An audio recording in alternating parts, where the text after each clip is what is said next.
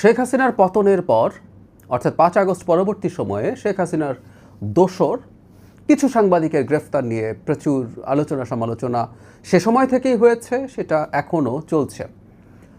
বর্তমান সরকার দায়িত্ব নেবার পর থেকেও এই আলাপটা নানা সময়ে নানাভাবে সামনে আসছে।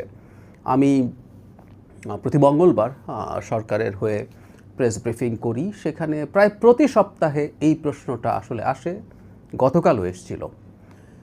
কিছু কথা বলা দরকার। এরও আগে ইনফ্যাক্ট প্রেস ফ্রিডম ডে যেটা ছিল সেখানেও একই কথাবার্তা আসলে এসছে, বিশেষ করে সংবাদপত্রের সাথে বা মিডিয়ার সাথে যারা জড়িত সম্পাদকরা, সংবাদপত্র বা সংবাদ মাধ্যমের মালিকেরা, সাংবাদিকরা এই আলাপটা সামনে আনেন।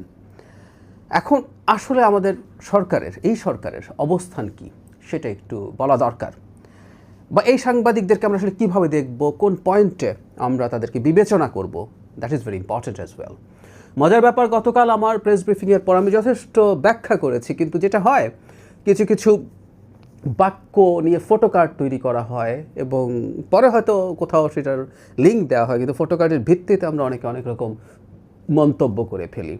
যে সাংবাদিকরা গ্রেফতার হয়েছেন, কেউ কেউ মনে করছেন তাদের প্রতি আমি অনেক হার্শ, কেউ কেউ মনে করছেন আমি একেবারেই ঠিক করেছি, ইত্যাদি ইত্যাদি। কিন্তু আসলে বক্তব্যটা কী ছিল আমি সেটা একটু আমার এই চ্যানেলেও ক্ল্যারিফাই করে রাখি, সো দ্যাট এটা অনেকের কাছে রিচ করতে পারে।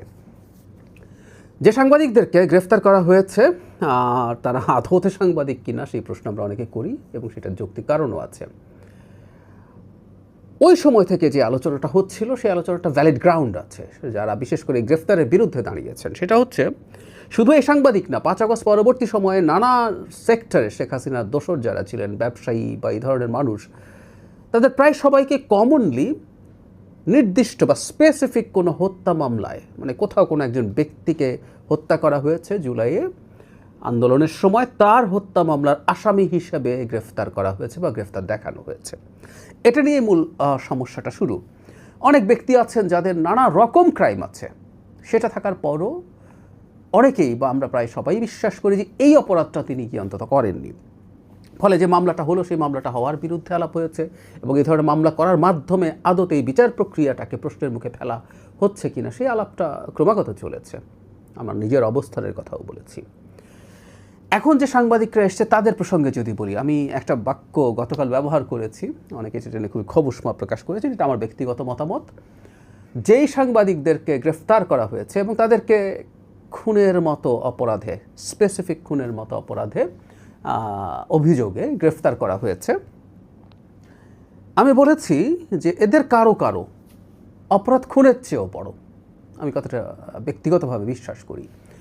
কারণ তারা যদি শেখ হাসিনা তার এন্টায়ার শাসনামলে এবং শেষে জুলাইতে অগস্টে যে মানবতা বিরোধী অপরাধ করেছে, মানে অনেকে আমরা গণহত্যা শব্দটা ব্যবহার করি, শেখ হাসিনা যে অপরাধ করেছে কোনোটা আসলে জেনোসাইড বলতে ইন্টারন্যাশনাল যে ডেফিনেশন আছে সেটার সাথে ম্যাচ করে না, রাদার এটা ক্রাইম অ্যাগেনস্ট হিউম্যানিটি বা মানবতা বিরোধী অপরাধের সাথে এটাকে রিলেট করা যায়, এবং তার বিচার হচ্ছে আসলে ওই পয়েন্ট। এই জন্যই আইসিটিতে এই বিচার করছি আমরা।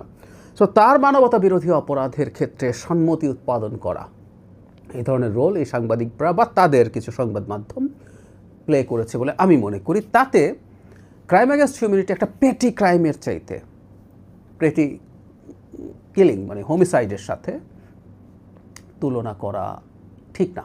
ক্রাইম অ্যাগেন্স্ট হিউম্যানিটি আরও অনেক বড় অপরাধ। সেই কারণে আমি বলছি এদের কেউ কেউ খুনের চাইতে বড় অপরাধ করেছেন। ইতিহাসে অন্তত দুবার আমরা যখন জেনোসাইড নিয়ে বিচার হয়েছে, নুরেমবার্গ ট্রায়াল বা রুয়ান্ডা জেনোসাইডের পর যে ট্রাইব্যুনাল হয়েছে, সেখানেও এই জেনোসাইডগুলোকে ন্যারেটিভ তৈরি করা, এগুলোকে অ্যাস্টাবলিশ করা, সেটার জন্য মিডিয়া ট্রায়ালের আন্ডারে এনেছেন। ব্যক্তি ওই মিডিয়ার সাথে রিলেটেড তাদেরকেও ট্রায়ালের আন্ডারে আনার ইতিহাস আছে।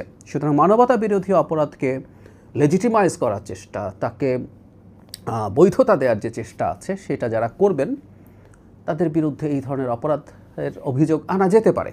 তারা সেটা তাদেরকে কনভিক্ট করা যাবে কি না সেটা আরেক আলোচনা, সেটা বিচারিক ব্যাপার। সুতরাং আমার ব্যক্তিগত মত, কারো কারো অপরাধ এর চেয়েও বড় যদি তারা এই ধরনের অপরাধ মানে ক্রাইম অ্যাগেন্স্ট হিউম্যানিটির সাথে যুক্ত থাকেন। কিন্তু এখানে একটা কিন্তু আছে, সেটা হলো একটা বিচার যখন হবে, একটা আদালত যখন একটা কেস করবে, আদালতে কেউ যখন কেস করবে, সেটা সারবস্তু থাকতে হবে। সো যিনি ক্রাইম অ্যাগেনস্ট হিউম্যানিটিতে অভিযুক্ত হতে পারেন, কিন্তু তিনি আবার একটা পেটি কিলিংয়ে অভিযুক্ত নাও হতে পারেন। সো সমস্যাটা আসলে এই জায়গায় হয়েছে। এই সাংবাদিকদেরকেও আদতে ওই ধরনের খুনের মামলায় আসামি করা হয়েছে এবং আটক রাখা হয়েছে। এটা নিয়েই শোরগোল, এবং এটার মাধ্যমেই আসলে বিচারিক প্রক্রিয়া নিয়ে প্রশ্ন ওঠার অবকাশ তৈরি হয়েছে। সরকার কি করতে পারে, এটা রিপিটেডলি এই প্রশ্নটা আসে। আমি নিজে তথ্য মন্ত্রণালয়ের সাথে সংযুক্ত আছি, এমনকি মাননীয় প্রধানমন্ত্রী যখন নিউজ পেপার ওনার্স অ্যাসোসিয়েশন বা নোয়াবের প্রতিনিধিদের সাথে যখন কথা বলেন, সেই কথা বলার সময়ও এই আলাপটা তারা সম্পাদক মানে মালিক পক্ষ তুলেছেন, এবং মাননীয় প্রধানমন্ত্রী সেটার তালিকা চেয়েছেন, এবং তিনি এই ব্যাপারে সরকারের পক্ষে যতটা সম্ভব সেটা করবেন। এই কথাটা বলার কারণ আছে, এনারা একটা বিচারিক প্রক্রিয়ার মধ্যে আছেন। এই বিচারিক প্রক্রিয়ার মধ্যে যখন থাকেন, এখানে বিচার বিভাগের ইনভলভমেন্ট আছে। সরকার চাইলেই মামলা তুলে ফেলা বা তাদেরকে মুক্তি দিয়ে দেওয়া এগুলো এত সহজ না, কিন্তু সরকারের দিক থেকে বিচার বিভাগের সাথে কোলাবোরেট করে যতটুকু করা সম্ভব সরকার এই ধরনের চেষ্টার আশ্বাস মাননীয় প্রধানমন্ত্রী নিজেই দিয়েছেন, এবং এই সাংবাদিকদের স্বার্থ দেখার খানিকটা দায়িত্ব যেহেতু তথ্য মন্ত্রণালয়ের আছে, সেই মন্ত্রণালয়ের পক্ষ থেকেও মাননীয় মন্ত্রী এই ব্যাপারে আশ্বাস দিয়েছে যে সরকারের দিক থেকে যতটা সম্ভব সেটা করা হবে। তাহলে এটাই হলো আসলে মূল অবস্থান। আমরা এটা চাই বাংলাদেশে, মানে কেউ যে অপরাধ করেছেন সেটার জন্য তার ন্যায় বিচার তিনি পাবেন, এমনকি সবচেয়ে ভয়ঙ্কর অপরাধীও ন্যায় বিচার পাবেন। যে অপরাধটা তিনি করেননি সেই অপরাধটা তিনি যেন সেই অভিযোগ থেকে মুক্তি পান। আর আরেকটা আলাপটা আসলে হচ্ছে, সেটা হলো যে অভিযোগ মুক্তিরও আগে তাদের অন্তত জামিনের ব্যাপারে কথাবার্তা চলে, সেগুলো যদি আদালত সন্তুষ্ট হয় সেটা তারা পেতে পারেন। এই ধরনের আলোচনা আছে, এবং সরকার এই সব ক্ষেত্রে এটাকে ফ্যাসিলিটেট করার চেষ্টা করবে।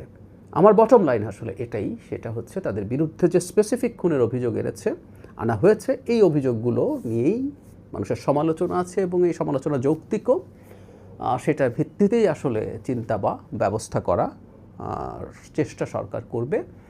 কিন্তু আমি ব্যক্তিগতভাবে আবারও বলছি, আমি মনে করি একটা খুনের চাইতে কারো কারো অপরাধ তারা কেউ এই শেখ হাসিনার এই দানবীয় হয়ে ওঠার যে প্রবণতা হয়েছে, বর্বর হয়ে ওঠার যে প্রবণতা হয়েছে, ফ্যাসিস্ট থেকে ক্রমাগত মাফিয়া হয়ে উঠেছেন, যে মানুষকে ইন এনি ফর্ম মানে ক্রাইম অ্যাগেনস্ট হিউম্যানিটি বা মানবতা বিরোধী অপরাধের মাধ্যমে মানুষকে দমন করে যে ক্ষমতায় থেকেছেন, তার ন্যারেটিভ তৈরি করেছেন অনেকে, এবং সেই সহযোগী হওয়া বিচারযোগ্য বলে আমি ব্যক্তিগতভাবে মনে করি।